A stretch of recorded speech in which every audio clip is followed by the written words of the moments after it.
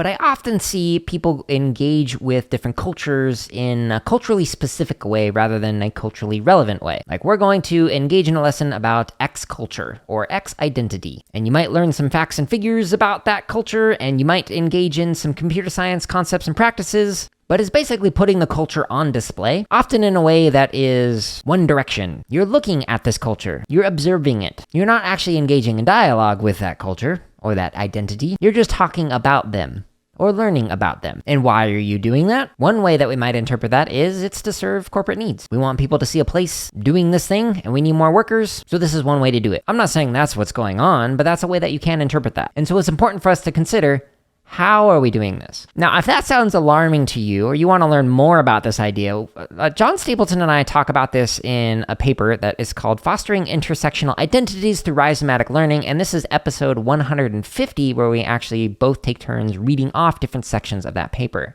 So I highly recommend taking a look at that to kind of learn more about, like, what does culturally relevant mean and how does that differ from culturally specific education, which is what I often see people mislabeling as culturally relevant education or culturally responsive education.